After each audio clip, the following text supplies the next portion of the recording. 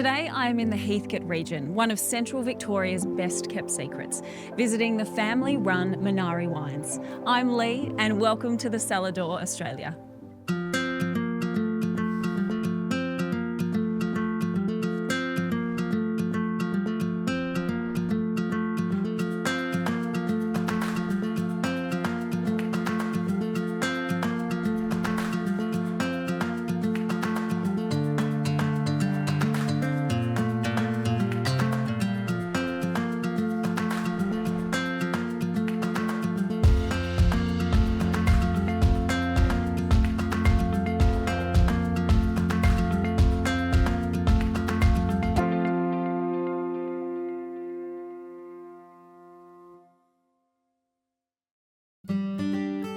An hour and a half north of Melbourne, the Heathcote wine region has become renowned for producing some of Australia's finest red wines, striking a unique balance between the bold richness of warmer climates like the Barossa and the elegance and structure of cooler regions like Coonawarra and Yarra Valley.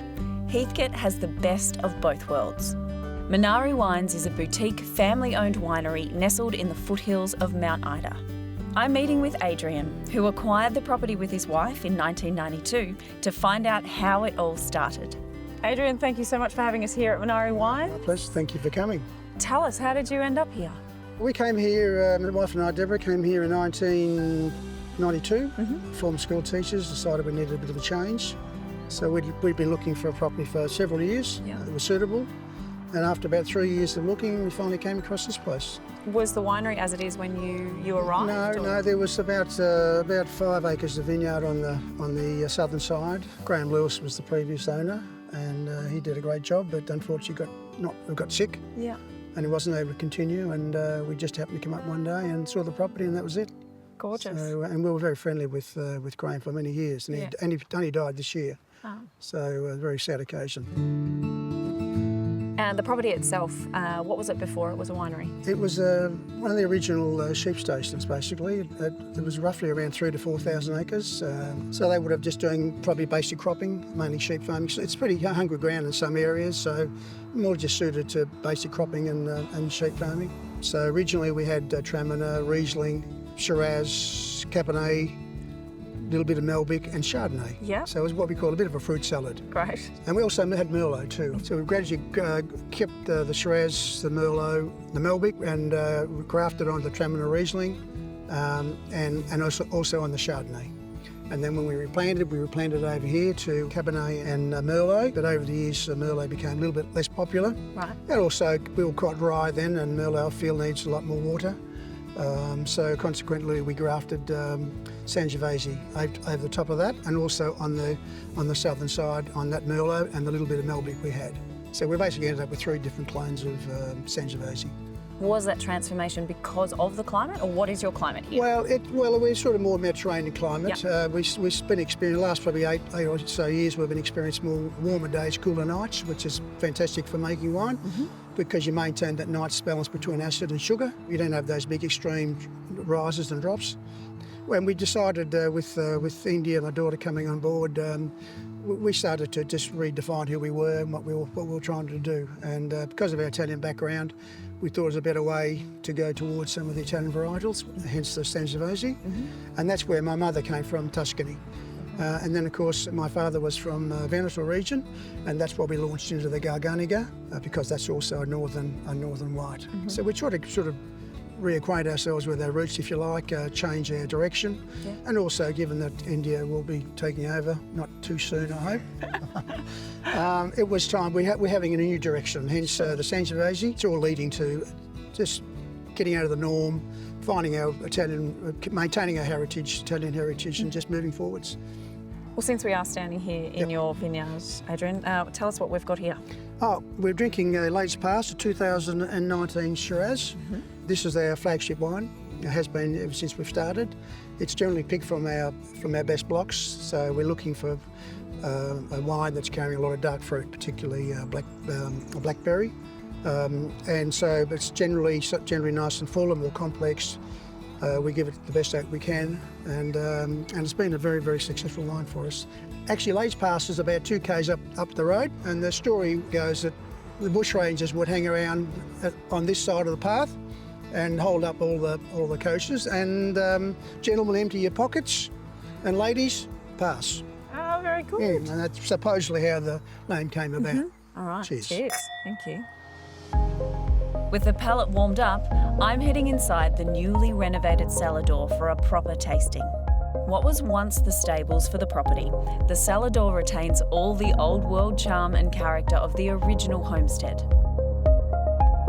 I'm sitting down with Adrian's daughter, India, who grew up on the property after the family moved here in the early 1990s.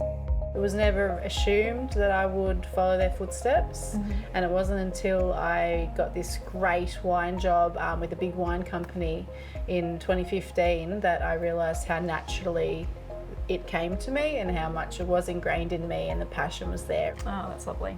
And what are we tasting today? Well, I've got a few wines that are out of the box. Heathcote's built as a reputation on Shiraz, or more full-bodied reds, and in the more recent years we've been diversifying as a region. The climate lends itself to more Mediterranean varieties, given we've got nice warm days and cool nights. So I thought I'd show you a couple of Italian varieties that we're producing, and maybe finish with the Cabernet. Okay, sounds good. Okay, so I've got here our Garganega. So you have to really, you have to pretend you're like Italian. Obviously, I don't have to pretend I'm Italian, but you have to really lean into the accent. It's Garganega. Garganega. Yes, and we've been here 32 years, so we have been focused more on the red varieties that the region's been famous for. So we don't grow these grapes, but we buy them from a grape grower a little further north of here, who specialise in growing Italian varieties. Yep. Garganega is known as Suave in Italy. Okay. It's a small wine region in the Veneto in the northeast, which is why we've called this one the Veneto Garganega. And we're trying to produce a really fruit-driven, bright style. You could probably compare it to a Pinot Grigio. Okay. Yep. So yeah, like lots of upfront fruit, pear drop, pineapple. It's quite delicate on the palate. It has some nice sort of medium acidity, and it's just a lovely all-round wine. Okay. And the wine's also unoaked. So by keeping it in stainless steel, we maintain that freshness of the aroma. Yeah.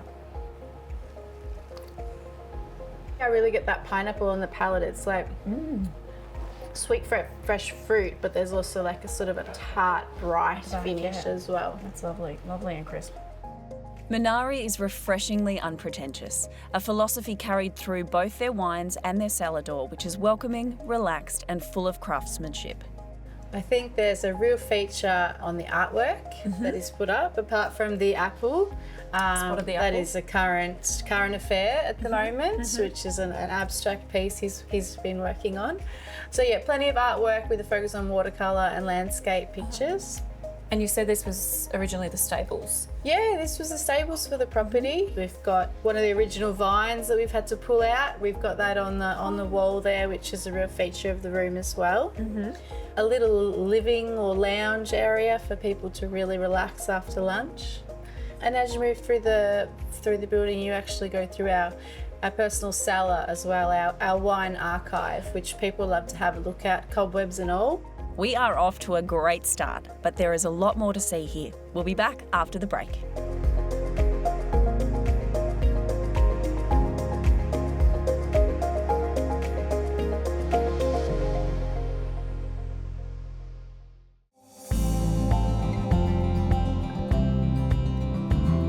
I'm in Heathcote at Munari Wines, and it's time to step out into the vines to see where it all starts. So Lee, we're in amongst the Cabernet at the moment, Cabernet Sauvignon. There's not a lot of Cabernet Sauvignon grown in Heathcote, but we're one of, I think, maybe two, maybe three producers. Okay. And it's quite significant for us. So this is nice and healthy at the moment. You can see the lovely growing tips and the tendrils, all going along beautifully. Very, very healthy at the moment. Yeah. And so what stage are the vines at? Well, they're coming into bunch closure. I don't know whether you can, if you look at this bunch here, you see it's starting to close up now. I see, yep. The fruit set hasn't been that bad actually. So they're getting to the stage now where those berries will fatten up and start to close. The bunches will close. And then come January, we'll start getting veraison where we get a colour change and they start ripening. Gorgeous. So our biggest viticulture here is powdery mildew, and this year we've had a couple of powdery mildew events. Right. And we've also had at least one downy mildew event. And We've had a lot of rain. Okay. Well, just a lot of rainfall. Powdery particularly just doesn't like this overcast, moist, high So humidity nighttime things. to dry out sort of thing. Yes, you need the wind to dry it out. Whereas the downy is brought about by heavy rainfall over a long period of time. Yep. And that can be quite devastating. They're getting to the stage now what we call a pea size, where they the bunches aren't likely to get an infection, but they can still affect the leaves, of course, and that will affect photosynthesis in due course. And of course, when you have heavy rainfall like that, there's also a chance of developing some sort of botrytis towards the end of your harvest. But you don't generally get a lot of heavy rainfall here? Or? No, it's almost come every start of each decade. But look, it's looking really good at the moment. Beautiful. And it's cropped pretty well. There's a nice bunch there, so that's starting to fill out now, and that's a classic Cabernet bunch. Yeah. You see those little heads in here. That's probably just flowering where it hasn't flowered, Yeah. and that's probably due to the wind. Okay. But overall, they're looking in good nick, Great. and they will continue to do so until we pick them in probably late middle March, late March. Okay, India, what's up next? Sangiovese. Oh, So this is close to my heart, actually. We call it the next chapter because in 2018, the first year I was working here for money, not love, was the year that we grafted over our Merlot and Malbec vines and put in Sangiovese instead. So the next chapter refers to the next chapter for the business, for the evolution of the Heathcote region, moving into more of those Italian varieties that we talked about. Do you want to have a taste? yes, I do. Yes. Sangiovese is great because it is traditionally more medium-bodied style, which is certainly what we're looking at when we're producing wines, more medium to full-bodied. So when we were looking at what grape to put in, Sangiovese was a good fit for us. Yeah. It's also the grape of Tuscany, known as Chianti over there, which is where my nonna is from, my dad's mum. So that was a nice little tie-in as why we chose Sangiovese. Sangi's always got a really beautiful, more red hue, which you can see. The grapes on the vine are always really red, which sounds a bit silly, but you can see, you know, some grapes are very dark. Yes. Cabernet has a very thick skin, very black, tight bunches. Again, we ferment at nice cool temperatures to maintain aromatics, so this should really jump out of the glass. Okay.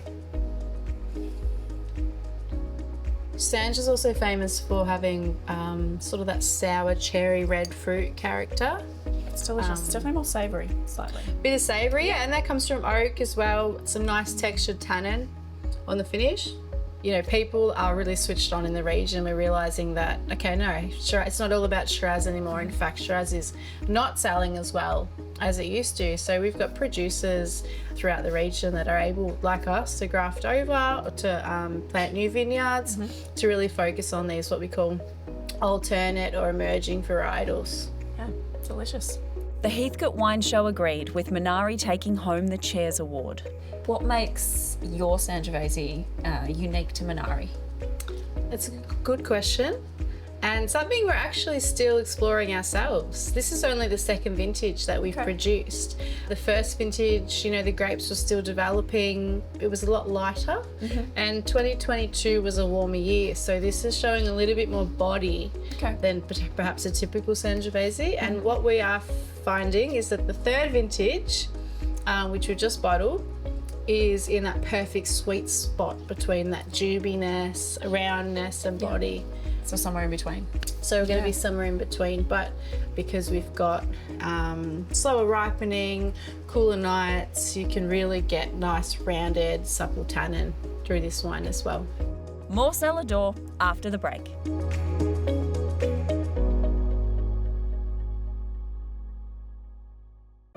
Whilst filming the Cellar Door Australia, our crew chose to stay at River Gardens Axedale, Central Victoria's premier luxury farm stay. Surrounded by 133 acres of serene farmland, River Gardens offers a unique escape with stunning gardens, charming farm animals and modern off-grid accommodations.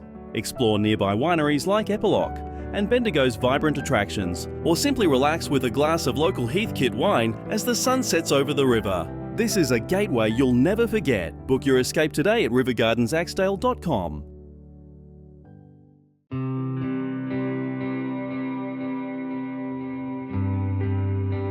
I'm in Heathcote at Munari Wines, and before my final tasting, Adrian is giving us a peek in the barrel shed.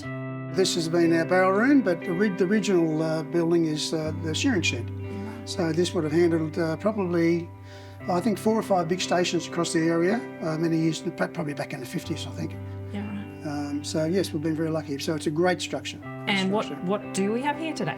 This is all of our vintage from 24. I think it's all vintage, but so we've got mainly Shiraz, Sangiovese, and Cabernet. They'll be our 3 varieties now that we concentrate on. So generally we use a combination of French and American oak. Have a heavier tendency for French. We just like that more subtleness from we get. Most of the wine spends around 14, 16 months in oak. If we're lazy, it might spend about 18. But we try and get it out and bottled within that 2-year period. Great. So we like to keep the wine nice and fresh. So we're very pleased with this vintage. And is it okay that we taste something? Absolutely. If I can operate this thing here, I'll give it a go.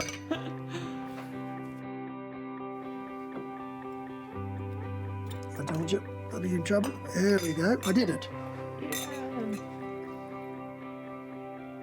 There you go. One for you. Lovely. You see the lovely colour? That's one thing Heathcote does very well, is the colour. Colour of the wine, lovely deep reds. How's that look? Gorgeous.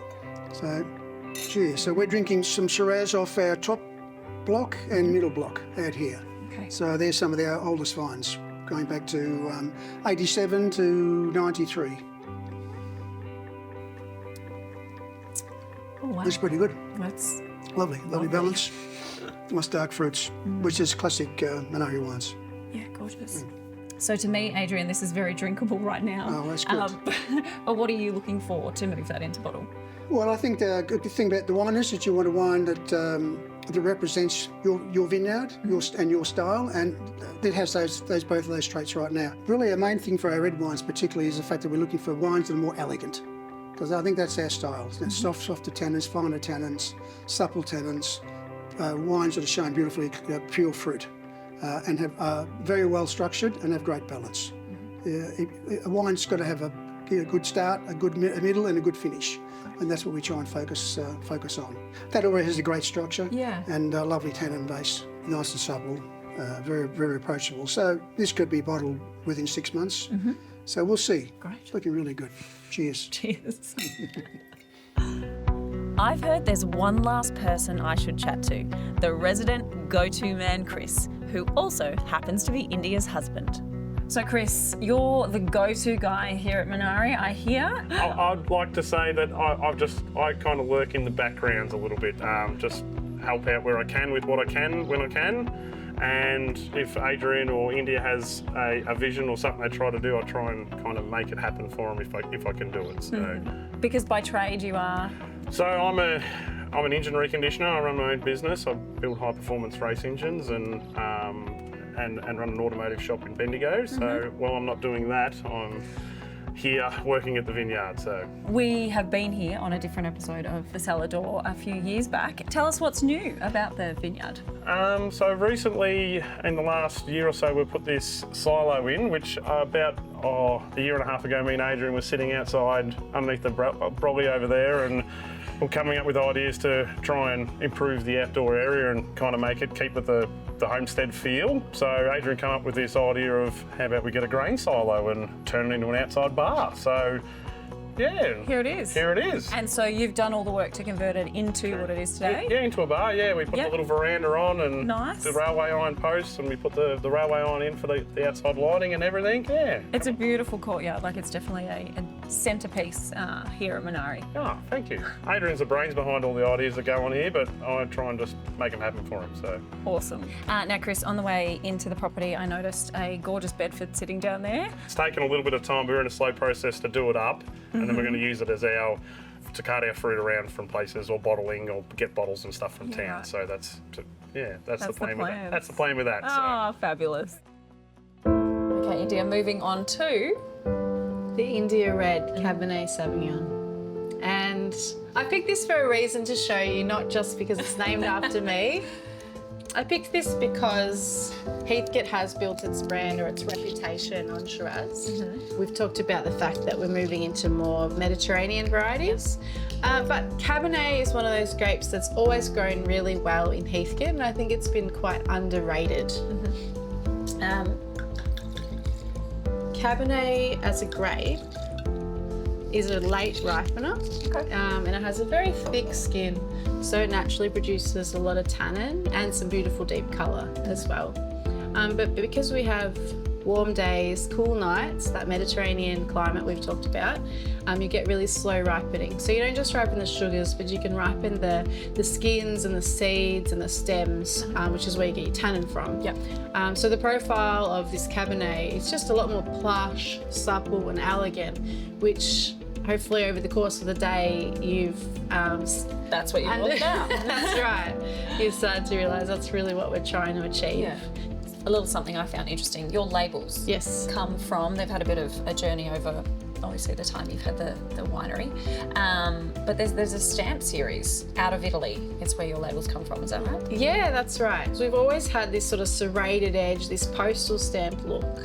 And our graphic designer, who's married into our family, knows our family very well, he found this stamp in his stamp collection, which was from a series of stamps that was used in the airmail coming out of Italy, Italia Post. So these stamps represent all different figures from illustration on the Sistine Chapel ceiling. We thought it was a really nice tie-in given our Italian culture or history, and each stamp represents a different wine in our range. This Cabernet is also very much a medium-bodied style, which also falls into our house style of winemaking. Cabernet can be very full-bodied, very ripe, very tannic. So we're trying to produce that medium-bodied, more elegant style, which I think we've done. I think we've done a pretty good job of on this particular vintage. Sure. So yeah, let's try. Have a go. The trademark tasting note for Cabernet is really blackcurrant. This one being a little bit lighter, I feel like is more in the blackcurrant leaf spectrum. And yeah, sort of cedar and still really vibrant. It's got lovely sweet fruit through the palate. So medium. Yeah, but so lots of flavour. Yeah, it still keeps the flavour from the full body. So Cabernet can be very full-bodied, very ripe, very tannic. And I mean, depending on the vintage, but this particular vintage is super medium-bodied, lovely sweet fruit, and a really much more elegant style with that sort of supple, velvety or fine tannin texture on the palate. Beautiful. I can definitely taste that. Cheers. Cheers. With a focus on quality over quantity and carefully crafted wines, this family-run winery is an unsung gem in one of my favourite wine regions, and the hospitality just keeps coming.